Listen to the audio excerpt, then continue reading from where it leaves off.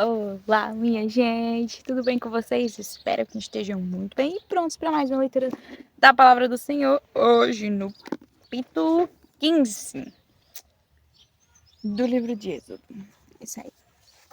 Capítulo 18 do livro de Lucas, capítulo 33 do livro de Jó e capítulo 3 de 2 Coríntios. Já vai deixando aberto aí em Êxodo, capítulo 15, para que a gente comece a leitura. E antes de começarmos, vamos conversar com o Senhor. Pai amado, Deus gracioso, bendizemos o Senhor, te louvamos, ó Deus, te engrandecemos porque tu és santo, tu és fiel, tu és justo, tu és bom, tu és misericordioso, porque tu és o Criador de todas as coisas, ó Pai bendito. Louvado e exaltado seja o Senhor. Tu és digno de todo louvor, de toda adoração, só tu és digno, Pai, de receber toda honra e glória e toda exaltação sejam dadas a ti. Pai, muito obrigada por ser o nosso Deus, por ser o nosso Senhor, por dirigir as nossas vidas, por ter domínio sobre todas as coisas. Ó Deus, como é bom poder saber que tu, que és perfeito, que és um Deus justo, possui o poder sobre tudo e inclusive sobre a nossa existência. Te agradecemos porque o Senhor que controla o nosso fôlego de vida, o Senhor que permite que estejamos mais uma vez aqui diante da Tua presença para lermos e conhecermos um pouquinho mais da Tua vontade por meio da Tua palavra. Obrigada, Deus, por nos permitir viver momentos tão ímpares. Muito obrigada. Obrigada pela nossa família, pelas aquelas pessoas que nos cercam. Obrigada, inclusive, ó Deus, pelos percalços e dificuldades que nos surgem. Porque sabemos, ó Deus, que é por meio delas que o Senhor tem nos lapidado, que é por meio delas que o Senhor prova que em Ti somos mais que vencedores, porque o Senhor nos fortalece, apesar de nos vermos fracos. É o Senhor que nos capacita e nos permite, ó Deus, crescermos por meio das dificuldades. É o Senhor quem nos abre os olhos para enxergarmos como uma oportunidade de nos aproximarmos mais de Ti. Deus, que nada, nem ninguém, muito menos as adversidades, venha fazer com que a gente venha murmurar contra Ti, pecar contra o Senhor, ou até mesmo duvidar do Teu agir. Nos ajudar a confiarmos, descansarmos, esperar no Senhor e até mesmo dependermos completamente de Ti, Pai. Que em todas as coisas sejamos gratos, porque a Tua palavra fala que é nessas dificuldades que a gente tem desenvolvido a esperança, a perseverança, a fé. Muito obrigada, Pai, pelo Teu cuidado. É assim que nós te oramos e pedimos que o Senhor graciosamente nos permita entender as Tuas instruções, o que o Senhor permitiu e nos deu acesso a respeito da história do Teu povo, daquilo que o Senhor quer que a gente venha fazer, como devemos fazer. É assim que nós te oramos. Em nome do Teu Filho amado Jesus Cristo. Amém. Vamos lá? Capítulo 15, que vai dizer: Então Moisés e os filhos de Israel entoaram este canto ao Senhor. Cantarei ao Senhor porque triunfou gloriosamente. Lançou no mar o cavalo e o cavaleiro. O Senhor é a minha força e o meu cântico. Ele se tornou a minha salvação. Este é o meu Deus, portanto eu o louvarei. Ele é o Deus de meu pai, por isso o exaltarei. O Senhor é homem de guerra. O Senhor é o seu nome. Lançou no mar os carros de Faraó e o seu exército, e os seus capitães afogaram-se no mar vermelho. As águas profundas os cobriram, desceram as profundezas com pedra. A tua mão direita, ó Senhor, é gloriosa em poder. A tua mão direita, ó Senhor, despedaça o inimigo. Na grandeza da tua excelência, derrubas os que se levantam contra ti. Envias o teu furor, que os consome como palha. Como o sopro das tuas narinas, amontoaram-se as águas. As correntes pararam em montão. As águas profundas se tornaram sólidas no coração do mar. O inimigo dizia: perseguirei, alcançarei, repartirei os despojos. A minha alma se fartará deles. Arrancarei a minha espada e a minha mão os destruirá. Soprastes o teu vento e o mar os cobriu. Afundaram-se como chumbo em águas impetuosas. Ó Senhor, quem é como tu entre os deuses? Quem é como o Senhor, glorificado em santidade, terrível em feitos gloriosos? Quem opera maravilhas? Estendeste a mão direita e a terra os engoliu. Com a tua bondade guiaste o povo que salvastes. Com a tua força o levastes à habitação da tua santidade. Os povos ouviram e estremeceram. Agonias apoderaram-se dos habitantes da Filístia. Então os chefes de Redom se perturbam, dos poderosos de Moabe se apodera temor, esmorecem todos os habitantes de Canaã. Sobre eles cai espanto e pavor, pela grandeza do teu braço, endurecem como pedra. Até que passe o teu povo, ó Senhor, até que passe o povo que adquiristes.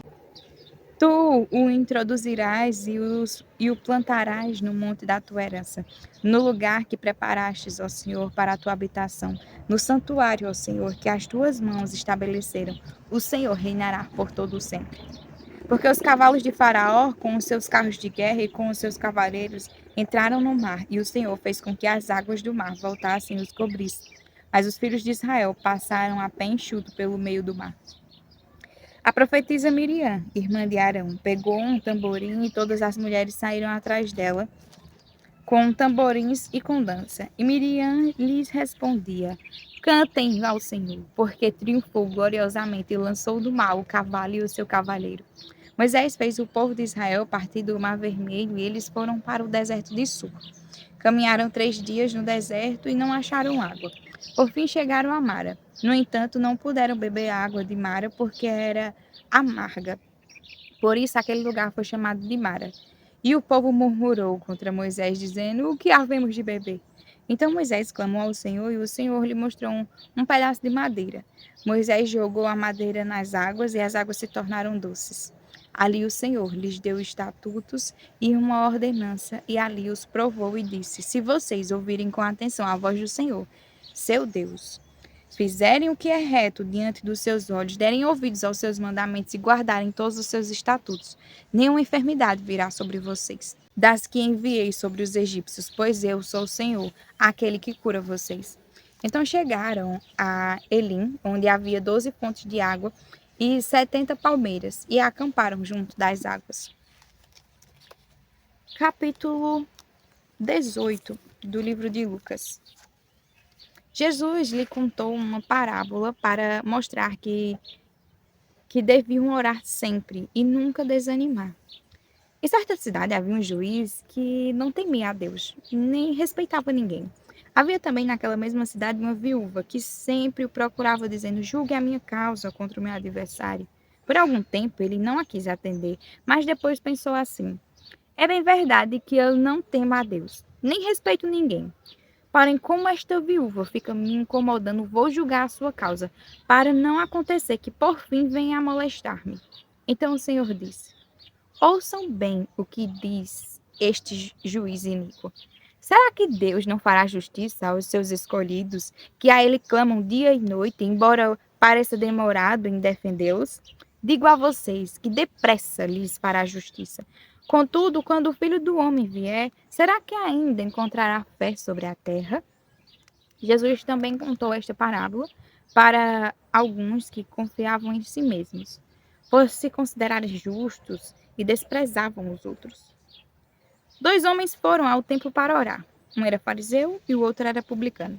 O fariseu ficou em pé e orava de si mesmo para si mesmo, desta forma: Ó Deus, graças te dou, porque não sou como os demais homens, roubadores, injustos, adúlteros, nem ainda como este publicano.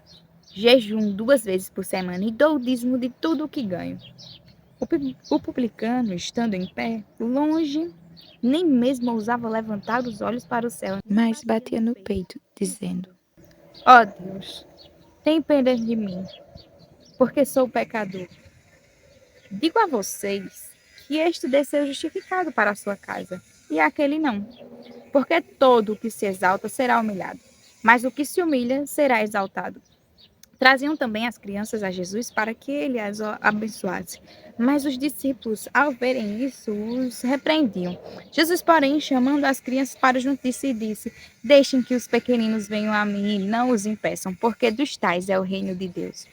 Em verdade lhes digo, quem não recebeu o reino de Deus como uma criança, de maneira nenhuma entrará nele. Certo homem de destaque perguntou a Jesus: Bom mestre, que farei para herdar a vida eterna? Jesus respondeu: Por que você me chama de bom? Ninguém é bom a não ser um que é Deus. Você conhece os mandamentos: não cometa adultério, não mate, não furte, não dê falso testemunho, honre o seu pai e a sua mãe. Então o homem disse: Tudo isso tenho observado desde a minha juventude. Ouvindo isso, Jesus lhe disse: Uma coisa ainda falta a você. Venda tudo o que tem, dê o dinheiro aos pobres e você terá um tesouro nos céus. Depois venha e siga-me. Mas ouvindo ele estas palavras, ficou muito triste porque era riquíssimo. Jesus, vendo assim triste, disse: Como é difícil para os que têm riquezas entrar no reino de Deus. Porque é mais fácil um camelo passar pelo fundo de uma agulha do que um rico entrar no reino de Deus. Os que ouviam isso perguntaram: Sendo assim, quem pode ser salvo? Mas Jesus respondeu: O que é impossível para o ser humano é possível para Deus. Então Pedro disse: Eis que nós deixamos nossa casa e seguimos o Senhor. Jesus respondeu: Em verdade lhes digo que não há ninguém que tenha deixado casa, mulher, irmãos, pais ou filhos por causa do reino de Deus que não receba no presente muitas vezes mais e no mundo por vir receberá a vida eterna. Chamando os 12 para um lado, Jesus lhe disse: Eis que subimos para Jerusalém, onde se cumpria tudo o que está escrito por meio dos profetas a respeito do Filho do Homem. Ele será entregue aos gentios, que vão zombar dele, insultá-lo e cuspir nele. Depois de açoitá-lo, eles o matarão, mas ao terceiro dia ressuscitará. Eles, porém, não entenderam nada disso. O significado dessas palavras lhe era encoberto, e eles não sabiam do que Jesus estava falando. Aconteceu que, quando Jesus se aproximava de Jericó, um cego estava sentado à beira do caminho pedindo esmolas. Ouvindo o barulho da multidão que passava, perguntou o que era aquilo. Anunciaram-lhe que Jesus, Nazareno, estava passando. Então ele gritou: Jesus, filho de Davi, tem compaixão de mim. E os que iam na frente o repreendiam para que se calasse, mas ele gritava cada vez mais: Jesus, filho de Davi, tenha compaixão de mim. Jesus parou e mandou que trouxessem o cego. E tendo ele chegado, Jesus perguntou: O que você quer que eu lhe faça? Ele respondeu: Senhor, que eu possa ver de novo. Jesus lhe disse: Pois então veja, a sua fé salvou você. Imediatamente ele passou a ver de novo e seguia Jesus glorificando a Deus. Também todo o povo, vendo isto, dava louvores a Deus. Capítulo 33 do livro de Jó. E agora, Jó, escute os meus argumentos e dê ouvidos a todas as minhas palavras. Passo agora a falar, em minha boca fala a língua. Os meus argumentos provam a sinceridade do meu coração e os meus lábios proferem o puro saber. O Espírito de Deus me fez e o sopro do Todo-Poderoso me dá vida. Responda-me se for capaz. Prepare os seus argumentos e apresente-se diante de mim. Eis que diante de Deus sou igual a você. Também eu fui formado do barro. Por isso, não tenha medo de mim. A minha mão não será pesada sobre você. Na verdade, você falou diante de mim. Eu ouvi o som das suas palavras dizendo: Estou limpo, sem transgressão. Sou puro e não tenho iniquidade. Eis que Deus procura pretextos contra mim e me considera seu inimigo. Prendeu os meus pés com correntes e observa todas as minhas veredas. Devo lhe dizer que nisto você não tem razão, porque Deus é maior do que o homem. Porque você discute com ele, afirmando que ele não presta contas de nenhum dos seus atos. Pelo contrário, Deus fala de um modo, sim, de dois modos, mas o homem não atenta para isso. Em sonho ou em visão de noite, quando o sono profundo cai sobre as pessoas, quando adormecem na cama, então lhes abre os ouvidos e lhes cela a sua instrução. Para afastar o ser humano dos seus planos e livrá-lo do orgulho, para guardar a sua alma da cova e a sua vida de passar pela espada. Também do seu leito é castigado com dores, com incessante conflito em seus ossos, de modo que abominam o pão e detestam até a comida mais saborosa. A sua carne que se via agora desaparece, e os seus ossos que não se viam agora aparecem. a sua alma está perto da morte, e a sua vida se aproxima dos que trazem a morte. Se com ele houver um anjo intercessor, um dos milhares, para declarar ao homem o que é certo, então Deus terá misericórdia dele e dirá ao anjo: livre-o para que não desça a cova. Já achei um resgate para ele. Então a sua carne recupera o vigor da infância e ele volta aos dias da juventude. Ele ora a Deus, que se agrada dele com alegria, vê a face de Deus e Deus lhe restitui a sua justiça. Depois cantará diante de todos e dirá: pequei, perverti o direito e não fui punido como merecia. Deus livrou a minha alma de ir para a cova e a minha vida verá a luz. Eis que Deus faz tudo isto 2 e 3 vezes no seu trato com o ser humano, para reconduzir da cova a sua alma e iluminá-lo com a luz dos viventes. Agora, Jó, preste atenção e escute o que eu vou dizer. Fique calado, porque vou falar. Se você tem alguma coisa a dizer, diga. Fale, pois gostaria de lhe dar razão. Se não, escuta o que vou dizer. Fique calado e eu lhe ensinarei a sabedoria. Capítulo 3 de 2 Coríntios. Estamos começando outra vez a recomendar a nós mesmos? Ou será que temos necessidade, como alguns, de entregar cartas de recomendação para vocês ou pedi-las a vocês? Vocês são a nossa carta escrita em nosso coração, conhecida e lida por todos. Vocês manifestam que são carta de Cristo, produzidas pelo nosso ministério, escrita não com tinta, mas com o Espírito de Deus vivo. Não em tábua de pedra, mas em tábua de carne, isto é, nos corações. E é por meio de Cristo que temos tal confiança em Deus. Não que por nós mesmos sejamos capazes de pensar alguma coisa como se partisse de nós. Pelo contrário, a nossa capacidade vem de Deus, o qual nos capacitou para sermos ministros de uma nova aliança. Não da letra, mas do Espírito, porque a letra mata, mas o Espírito vivifica. E se o ministério da morte, gravado com letras em pedras, se revestiu de glória a ponto de os filhos de Israel não poderem fixar os olhos na face de Moisés por causa da glória do seu rosto, ainda que fosse uma glória que estava desaparecendo, como não será de maior glória o ministério do Espírito? Porque se o ministério da condenação teve glória, em muito maior proporção será glorioso o ministério da justiça, pois neste particular, o que era glorioso já não tem mais glória diante da glória atual, que é muito maior. Porque se o que estava desaparecendo teve a sua glória, muito mais glória tem o que é permanente. Tendo, pois, tal esperança, agimos com muita ousadia.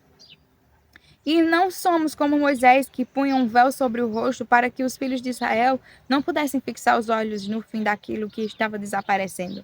Mas a mente deles se endureceu, pois até o dia de hoje o mesmo véu permanece sobre a leitura da antiga aliança. Não foi tirado, pois só em Cristo ele é removido. Mas até hoje, quando Moisés é lido, o véu está posto sobre o coração deles. Quando, porém, alguém se converte ao Senhor, o véu é tirado. Ora, este Senhor é o Espírito, e onde está o Espírito do Senhor, há liberdade. E todos nós, com o rosto descoberto, contemplamos a glória do Senhor. Somos transformados de glória em glória, na sua própria imagem, como pelo Senhor, que é o Espírito. Amém. Até amanhã, para mais uma leitura da palavra do Senhor. Fiquem com Deus.